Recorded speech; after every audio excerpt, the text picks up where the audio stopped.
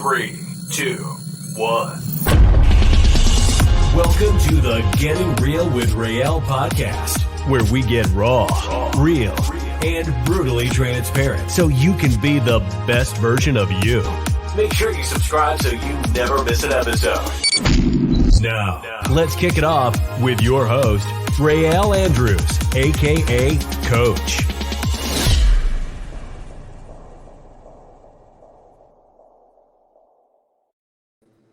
5, 4, 3, 2, 1, boom! What's up, champions? Coach Rael here with Getting Real with Rael, where we get real, raw, authentic, and brutally transparent so that we can help you to be the best version of yourself. I'm so excited. I'm very excited. I've wanted this champion on my podcast for a very long time, and we got him. Yes, I'm talking about Donnell Turner, a.k.a.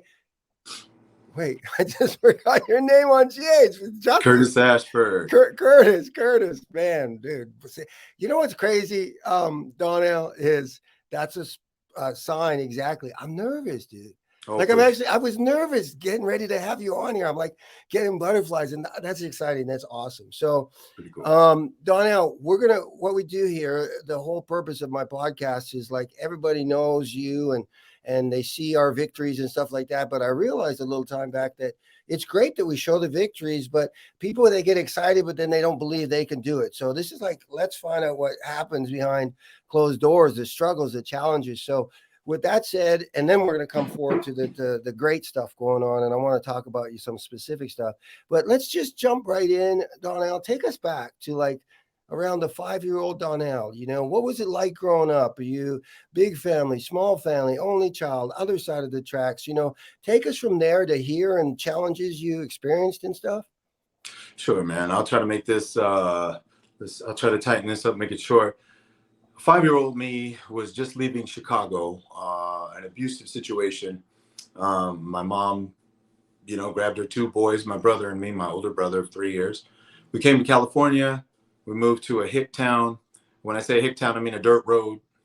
And, we learned a lot. My stepdad taught us how to hunt and to fish and to cook and, sort of be a country boy, but also a Renaissance man. And he showed us love. He really loved my mom. And so we got 2 sides, 2 extremes. We got to witness that growing up. And then all the while, I was playing basketball, I was kickboxing, and I wanted to be an actor. But, and maybe you can relate, you don't always tell people you want to be an actor because it's like saying I want to be president or an astronaut. People kind of look at you like, oh, good luck with that. So kind of kept that to myself, and I pursued sports. And then, fast forward 100 years, sports was no longer an option. And thank goodness I had that. I think sports builds teaches you a lot of lessons, teamwork, how to win, how to lose. And it taught me a competitive drive along with my stepdad and my mom that has me where I am today, but also moving forward. Wow. I love that. It's crazy, Donnell. And that's what I love about this show because I don't know that we're very similar. My real dad left us when we were 3. I'm my stepdad, who's my dad. Same scenarios. And when you talk about the actor thing, I'll tell you a funny story because I know. So I was an extra at the time. I was on a movie. That's where I started. I started at the bottom. You know what I'm talking about? Yeah, me too. And it was Space Hunter 3D with Molly Ringwald.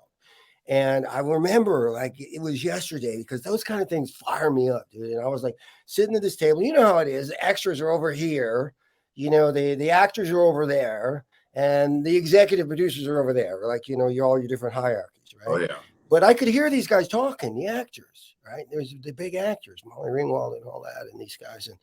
And at that time, I was getting curious about Hollywood. And I just spoke out loud because that's what I did.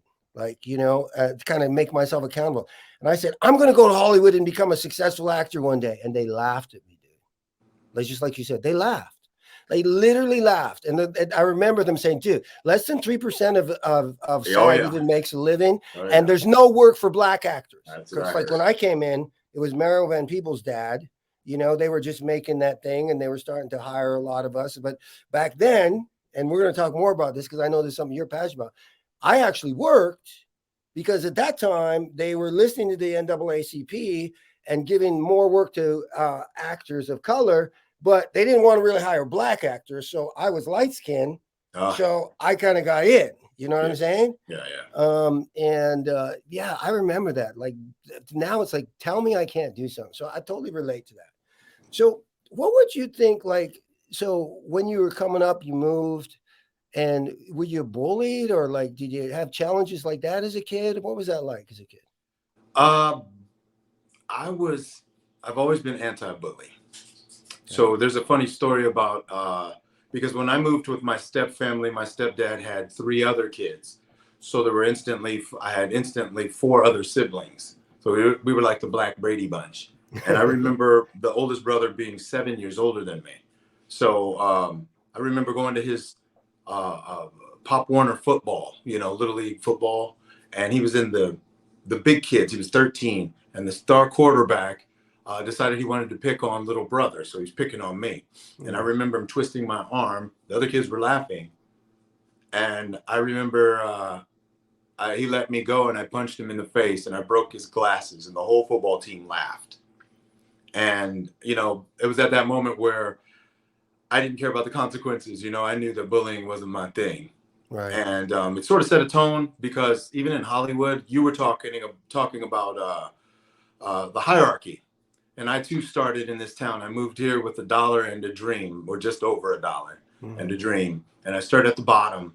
And I remember that hierarchy, and I remember the bullying that kind of exists between the hierarchies, the producers, the first team, the principals, and then the background. And then even in the background, if you're union or non-union.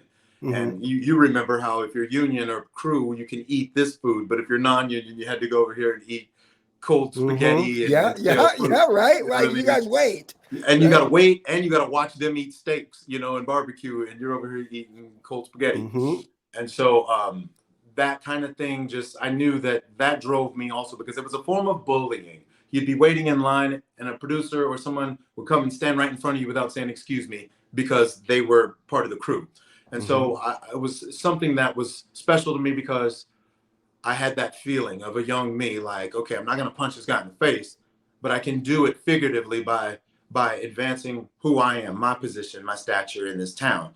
And I'll make sure that I don't do that when I'm in a position. So, because I started at the bottom, I'm aware of what even looks like bullying. We're all here to make something great. We're all here chasing a dream. So I never want to stand in the way of that. So no, I wasn't bullied growing up. I had 3 older brothers, and I was into kickboxing. So it just didn't happen. You didn't, yeah. And it's like what you just shared there. It's like, I don't know if you ever saw this episode, and I'm the same with my kids. My dad was the same with me, because, a lot of kids won't step up because they're afraid of, getting the repercussions, principal's office. But my dad was like, dude, if anybody gives you a problem, you kick their BUTT, yes, and sir. I will be there to say, I told him to. Yep. Right. And I tell my kids, because if you don't stop it like you did, it's going to get worse. And did you ever see that episode of Happy Days? And Fonzie is in the bathroom with Richie, and he's saying, I got to hit you. I don't want to hit you, but I got to hit you. And then he shares the story with him, and because, everybody feared Fonzie, right? Right. But you never seen him fight. Right. But then he says, I fought once. And that's all it took. So you got it. You know what I mean? That's exactly what happened with you. And it is crazy in the sense, like, even as you're sharing the hierarchy story, like, I started 27 years ago on GH. So I remember the time pri Frank, where you get called to the 5th floor. It was not a good deal. It was not, you didn't want to get called to the 5th floor, right? But now you can get called to the 5th floor, and it's a great experience, or a nice experience. But yeah, like the actors never went to the 5th floor. Oh yeah, dude. It was like, that whole total hierarchy. So let's go into something I know that you're really passionate about. And I don't actually, be full transparent, and I've done a lot of pause, pondering, and praying on this, because I normally don't talk about topics like this, but I love, just because if I'm not going to, I don't know what I'm trying to say, so I'm just going to talk. But I love the way that you are dealing with this, and you and me happened to have what I felt was a really cool conversation the other day on set. And I got to really quickly see a whole nother side of you, but I already knew this side of you because, and I love this about your room. One day I was blessed to get to stay in your room when I was showing, someone's having, and you walk into Donnell's room within a quarter of a second, you know who this man is by the pictures he has around his room. And not only that, Donnell, I want to share this with you. Not only that, I actually took a moment, especially as a Black man, I actually took a moment and just sat in that room, if this makes any sense, and just felt, does that make any sense? It just felt good. Yes, sir. So let's talk about that, dude. Let's talk about why this is so important to you. Every picture in my room means something. Everyone in that room inspires me. Some people may not know who they are, but they mean something to me. So it is like my wall of honor. There's still some pictures I want to add and include, but it's been up for a while. A lot of them are art pieces from fans, or some of them, which I'm honored to hang up and showcase. But it's important to me to stay grounded and to stay. I always say, stay hungry but never thirsty. And I think when you're hungry, you're driven to pursue. When you're thirsty, you try to cut corners.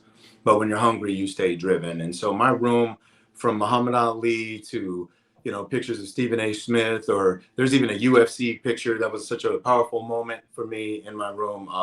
Walter Payton. There's just Michael Jackson, Lauryn Hill. I could just go on and on. But there's those pictures all mean something to me, individually and collectively.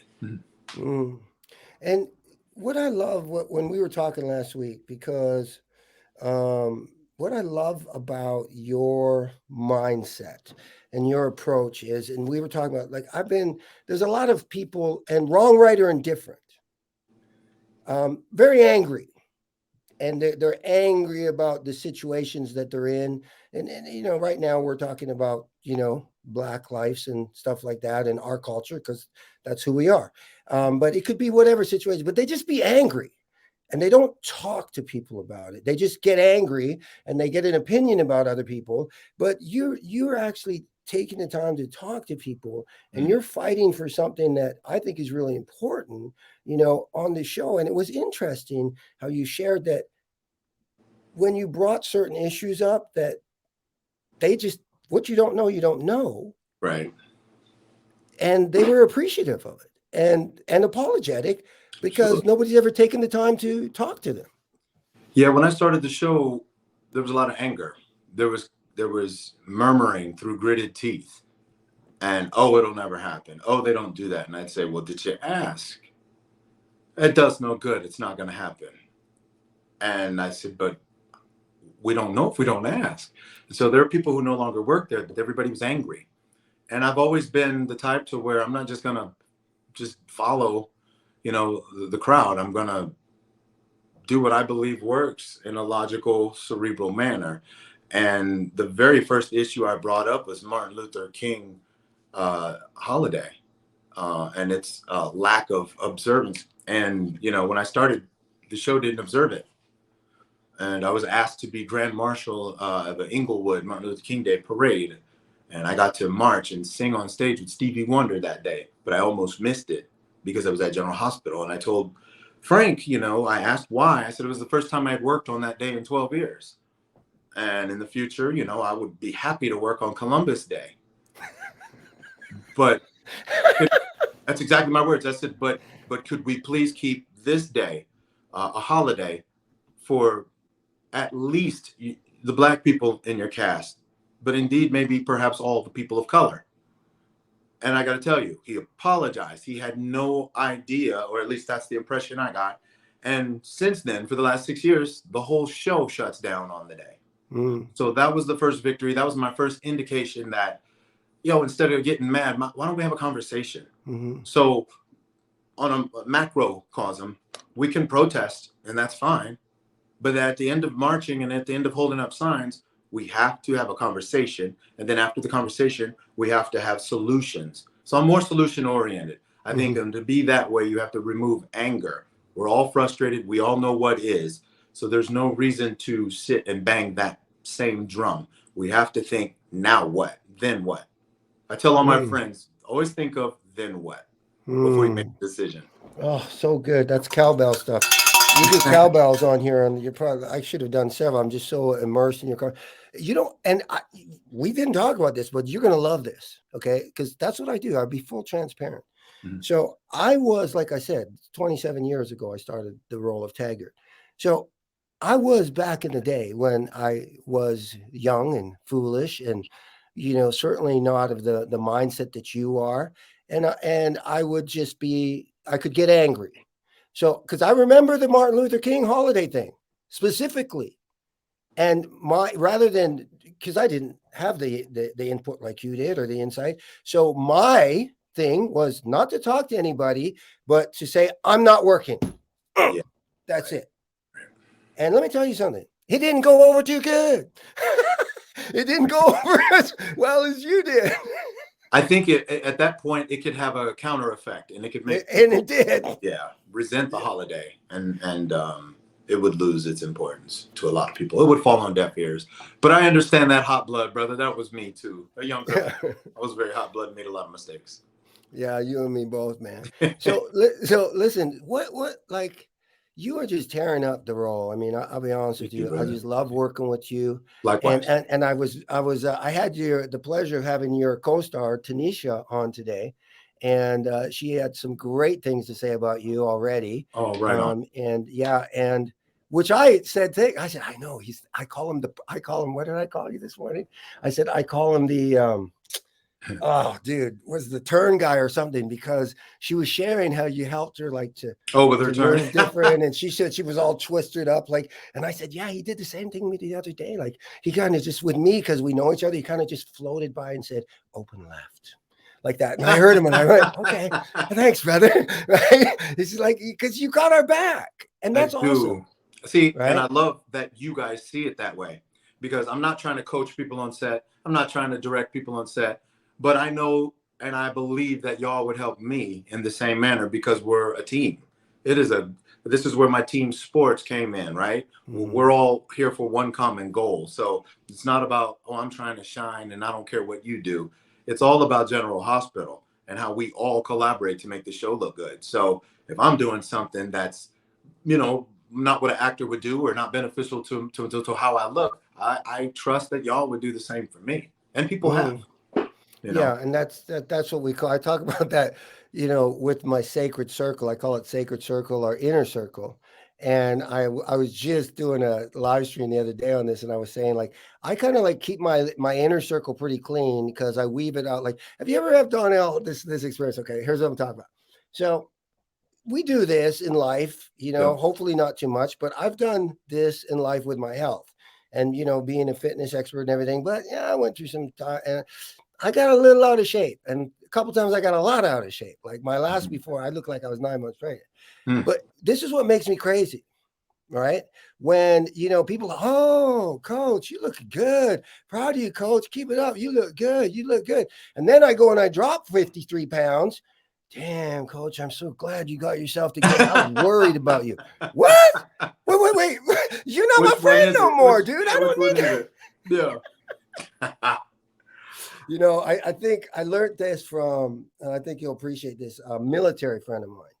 And he said, in the military, when you got intel, and that would be intel, hey, Rael or Donnell, you're a little off track here, or hey, buddy, you look better. To me, that's intel. Yeah. And if you've got intel and you don't share it, that's not cool. And in the military, you do that, it could get people killed. Right. So I agree with you 100% on that. You know, it doesn't always work, though. I just the other day, an actor, I mentioned what the director told us. And when I said, oh, the director wanted us to do, the actor said, oh, well, I'll just wait for them to tell me. You know, so there's still that happening. And some people don't want to be told anything. And so, you know, you got to juggle that and try to keep the energy good, because I love being at work. Thank you for always bringing good energy, bro, because we got a lot of good people, man. We do. Thank you. You know, we do. We got some talented, we have good souls. And I think when you work with people all day under stressful conditions, it helps to have good spirits. It helps to have teamwork. You'll probably always hear me talk about good energy, positivity, and teamwork. Those are things you must have at work doing what we do. Oh, I agree 100%. And I tell people all the time, I mean, honestly, to me, in my experience, General Hospital, from the cast to the crew up to the fifth floor Upstairs. Yeah. is wonderful. It Yeah. really is. And No I doubt. was gone for 17 years, Donnell, as you know. What's crazy to me is when I walked back in that day, there's like people like Craig or AKA Mike or whatever Frank calls them. They don't look like they changed. Wow. Like, Wow. I mean, swear to God, I wish I had pictures of Craig back then. You'd be like, I'm like, dude, is there like a thing in here where people don't age or what's going on? Wow. That must be interesting. Wow. What would you say, Donnell, is in, your biggest challenge you've ever had to face in your life? And how did you get through it and how did you overcome it? I could probably better answer that next time next year. Okay. Biggest challenge, I just lost my mother in August. Oh, man. Unexpectedly. She just, her stopped breathing. Oh, And so God. she just turned 70. So that was August 27th.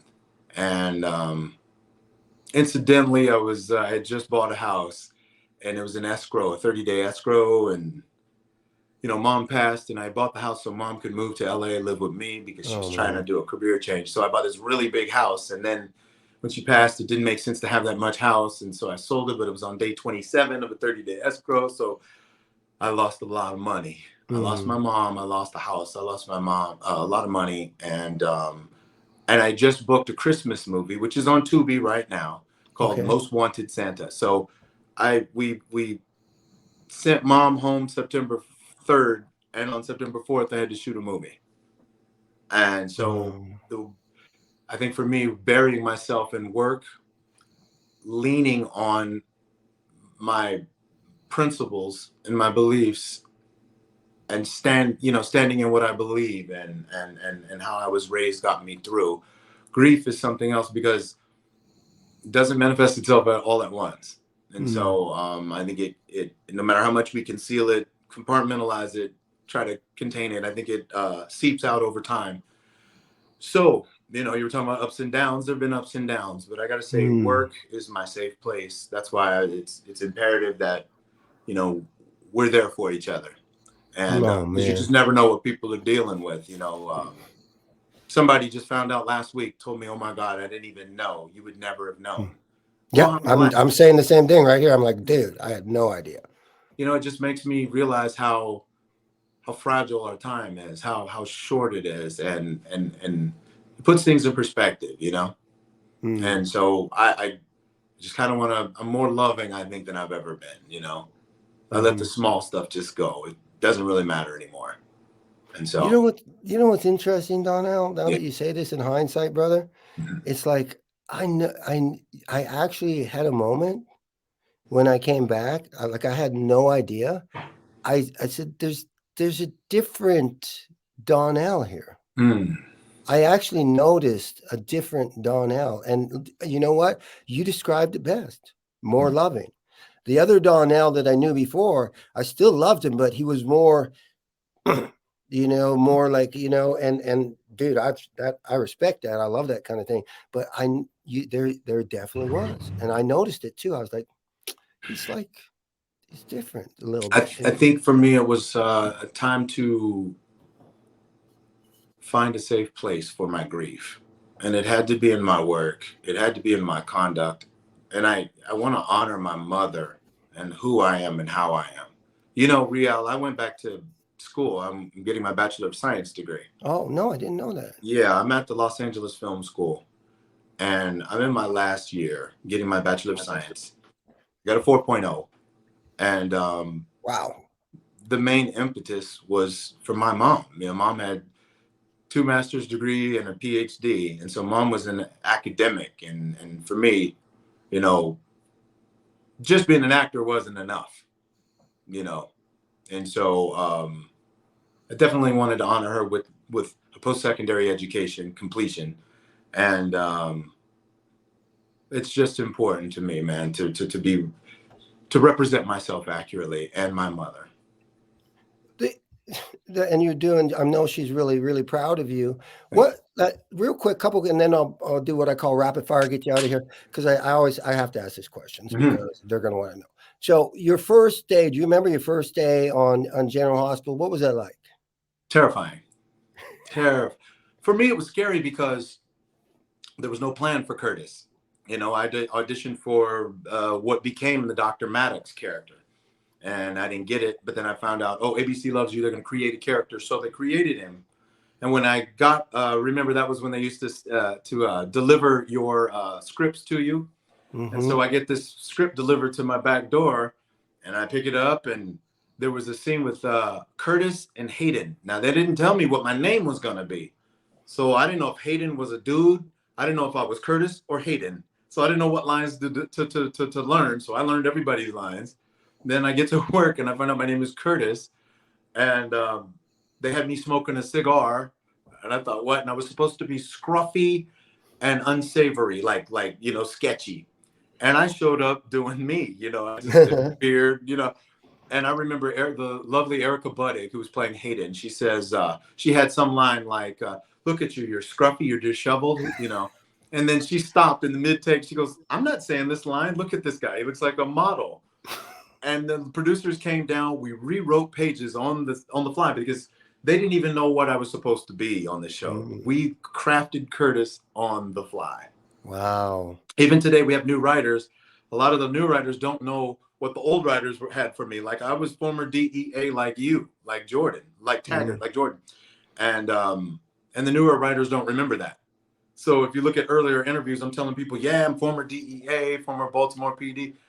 And now they don't have that as part of his background, but that's okay because I kind of like where we're going now.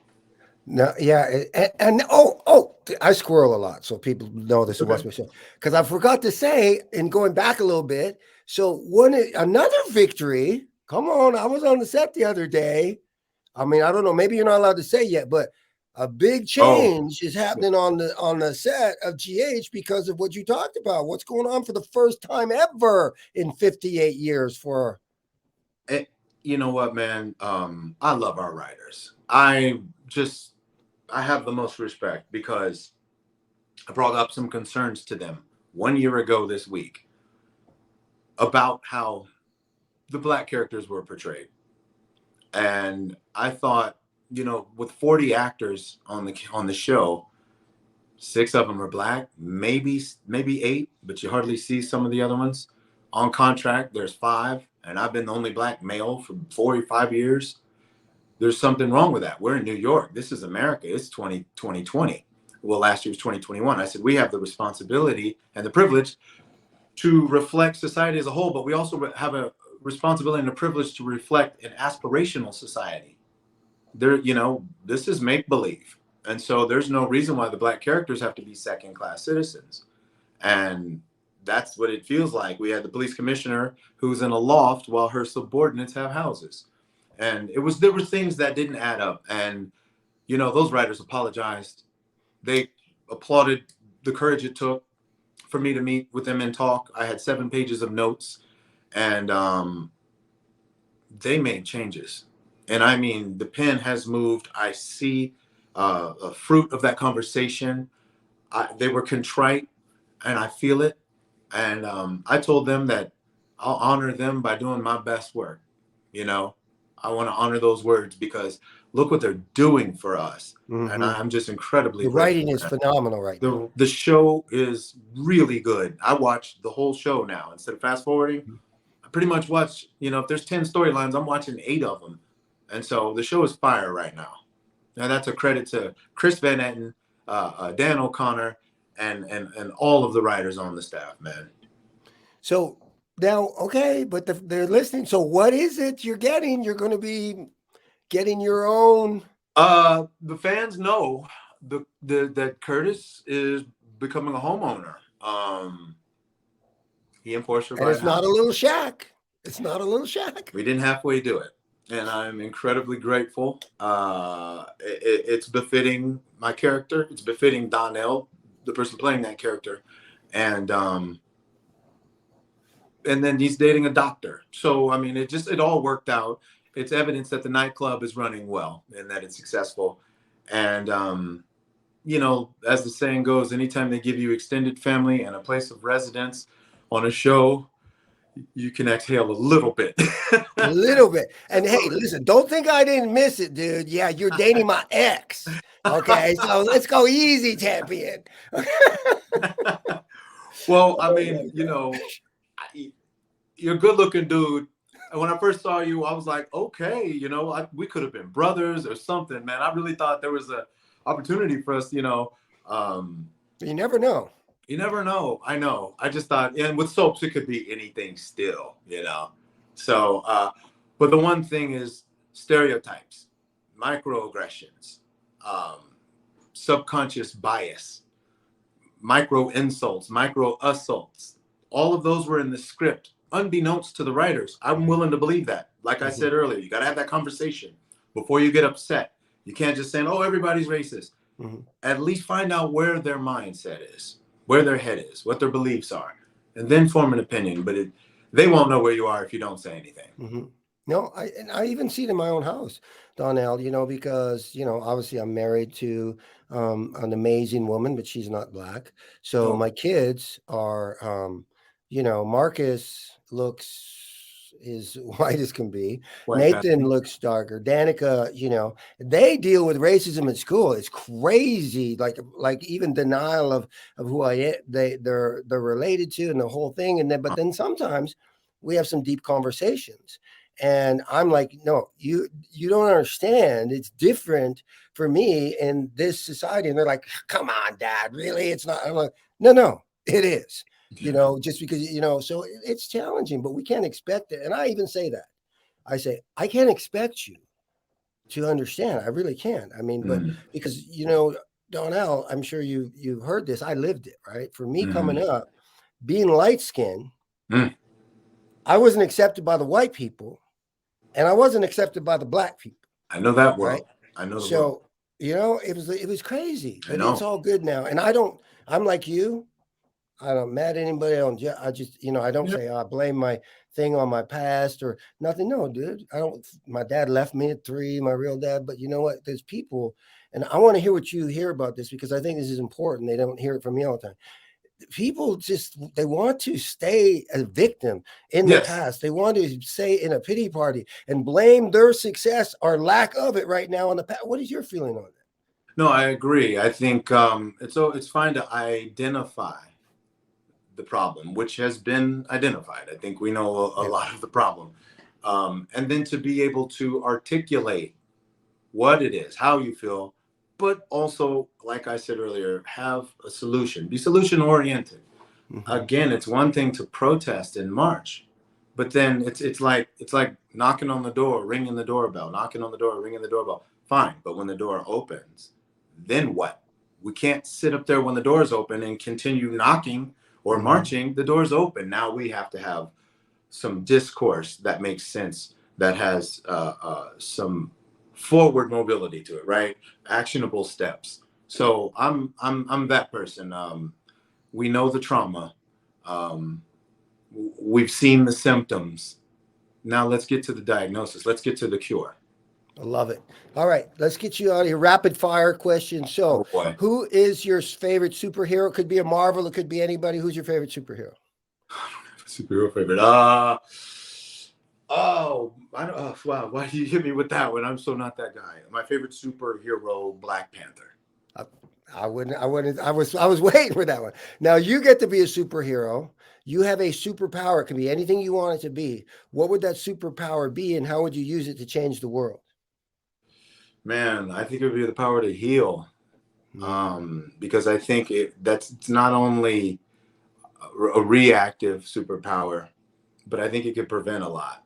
I think what's happening in Ukraine, I think if we would go back to its genesis and I could do some healing, it wouldn't have happened. So I think there needs to be healing everywhere. I mean, everyone that wants to oppress others, the bullying, those are all people that could use some healing. So maybe just right now, my first thought was the superpower to heal not a doctor or a nurse or anything like that, but just like if I could somehow see someone who's acting a certain way and just like pull my hand up at them and boom, and all of a sudden they feel better and they're no longer thinking, because we know at the core of anger is hurt, right? And fear. So if we could heal that, then there wouldn't be as much anger. That was my, okay. Sorry. Long answer. No, I like it. I'm just trying to be respectful of your time. I'll take all I can get. Your most influential mentor at this point in your life? I would have to say my mom. Mom was great. Mom was driven. Mom was focused. She was an evangelist. She was also a psychotherapist. There was a lot of levels of wisdom there. She was a Chicago girl with street smarts, book smarts, spiritually centered. She was a tough mom. She was even more fierce advocate for what she believed in. She was Mama Bear, and a great example of doing it all and being graceful. Love it. Favorite book? Wow, favorite book. I tell you what, I used to, when I read nonfiction, oh my God, favorite book.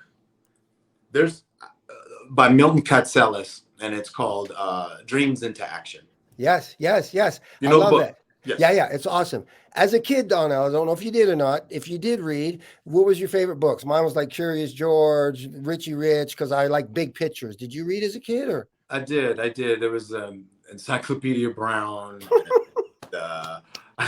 Not surprised, man. Right. Where the Sidewalks End, the Shel Silverstein books. I used to love The Lion, the Witch, and the Wardrobe. Ooh. Those books. I don't read those anymore. I kind of grew up when I did read fiction, it was like James Patterson, Cat and Mouse. I used to love those, and then Walter Mosley with The Devil in the Blue Dress and The Yellow Dog, things like that. The White Butterfly. Love those. Now I don't really do fiction. Everything is like self-help or a biography. Yeah. Love biographies. What's your favorite self-help one right now? Well, there's one called Maximize Manhood. I know people think it means one thing, but it doesn't. It actually means who you are and how you are. So that's a really good self-help book. There's another one by Susan Jeffers. I always promote this one because it really helped me when I first was making the decision to give up everything to move to LA. It's called Feel the Fear and Do It Anyway by Susan Jeffers. I love the title. I'll be getting that one. All right, 3 more. Here we go. As a kid, as far back as you can remember, as a kid, what was your favorite gift? Who gave it to you? And why was it your favorite gift? My favorite gift was when I was 10. I lived in Redding, California. It gets super hot. It never, ever snows. And I prayed super hard one Christmas for snow and a bike. And it snowed that Christmas. I don't think it snowed since there. It snowed that Christmas. And I got a bike. And it had blue tires. Mom and Dad hooked me up with I was the only kid on the street with a bike with blue tires. I thought it was cool, except for remember you used to skid on your bike and you leave a little. Well, everybody knew when I did it because I had the blue little skid mark. So I was kind of telling on myself because I had the blue tires. Man. But that was my favorite gift, favorite Christmas as a kid. That was just a 2-in-1, man. Snow and a new bike. You can't beat that. Can't beat it.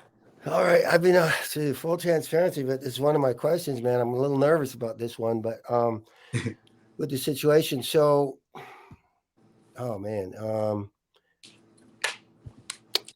Yeah, well, I'm just going to ask it, dude. And if you're not comfortable answering it, brother, you don't have to. Your mom, and this is why it's tough for me because it was real, but your mom unfortunately left before you were expecting it to happen.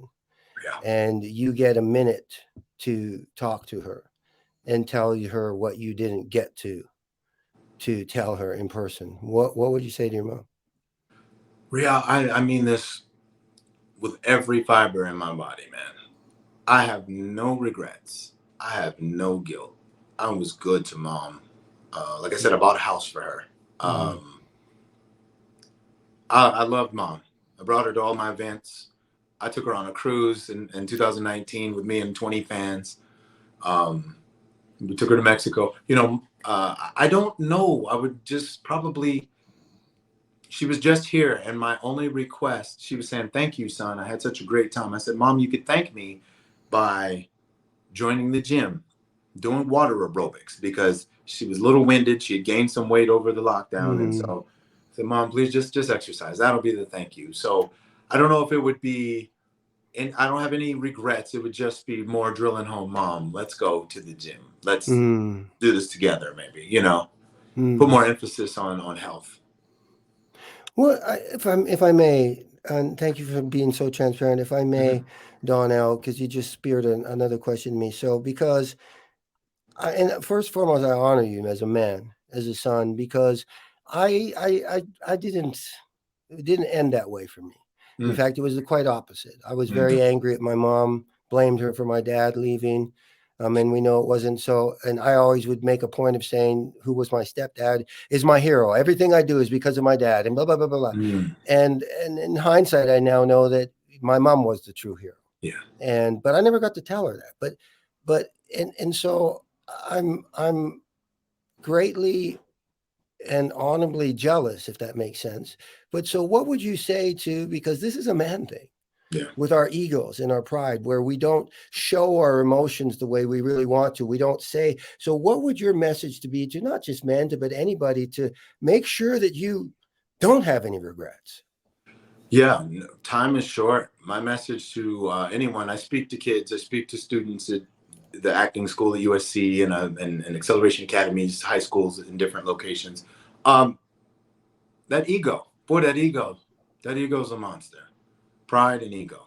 My mom used to say ego stands for edging God out. So I think once we keep that in check, we open ourselves to unlimited amount of possibilities. So for men, it just has to be, the point has to be made that you're not soft because you have these feelings. It's okay to say, hey man, I like that shirt. Or, Mom, I love you. Or to your sister, hey sis, have a good day, be safe out there, I love you. That, there's nothing, my guy friends and me, we say, hey man, love you, and I know in the past, in our 20s, we probably couldn't have done that, and that's unfortunate, but we've all lost someone, and now we're like, okay, we get the importance of letting somebody know, just in case it's the last time you talk to them. So my message is don't wait till it's too late. Don't be the person who has to run to the graveside every week to cleanse their guilt, trying to jump on the coffin before it gets lowered, right? Don't be that person. Take the time, humble yourself, and realize what you have, and say what you need to say now. Like I think 2 weeks before my mom passed, I posted on Instagram, giving her flowers now. Oh my gosh! 2 weeks before mom passed, I put giving mom flowers now. And then, so it's, I think that's important. Wow, that's awesome, man. Thank you so much for sharing that. Last question. I always like to leave the champions watching, Donnell, with an action task. And I'm excited to hear what this one is because you're such a powerful man and you bring such wisdom, man. It's really, really honored to know you. Thank you, brother. What would you say to the champions listening right now? And is going to be the Donnell action task that, in your opinion, if they put this task into action now, not next, oh, that was cool, I heard that, I'm going to put that on my vision board. No, they start it right now. That you believe that their life will start to go in a better direction, a more positive direction. What would that action task be? First, mindset, right? And I would let anyone and everyone know that your direction is more important than your location. Wow. So where you're headed, where you see yourself, has nothing to do with where you are.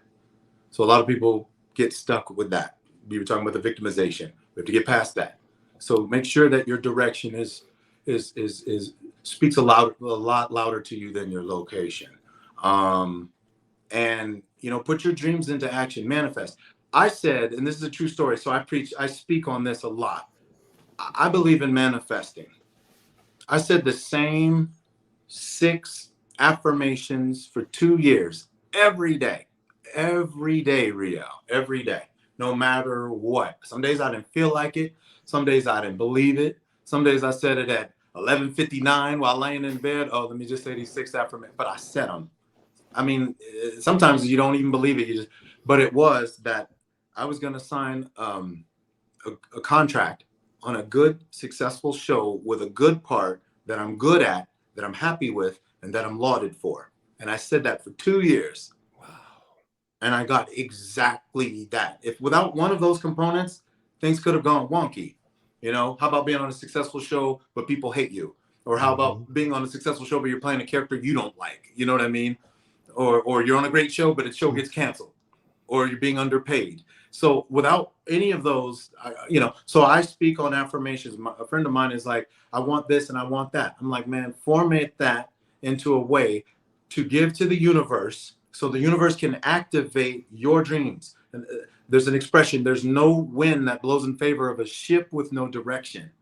So you got to have direction so the universe can be that wind at your back. And the only way the universe can be that wind at your back is if you speak it into existence daily. The universe is just there waiting, good or bad, to activate what you say. That's why it's important to say the right things.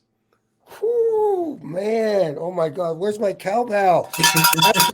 Cowbell. Oh, I just broke the cowbell. Oh my, so good. Wow, man. I'm like fired up right now. Man, Donnell. So before we get out of here, what's your handle on social media? Do you have any books, a website? How do they find you? On Instagram, DonnellTurner.com. On Twitter, DonnellTurner1. And that's about it. I'm not as active as I should be on social media, but I will get better. There's the General Hospital Convention later this month, March 18th through 20th. Or you could catch me at GH Fantasy. I will be in Detroit, April 3rd, Detroit, April 2nd, Pittsburgh, April 3rd, and New Jersey in July, and some other dates coming up. So follow me on IG. Stay tuned.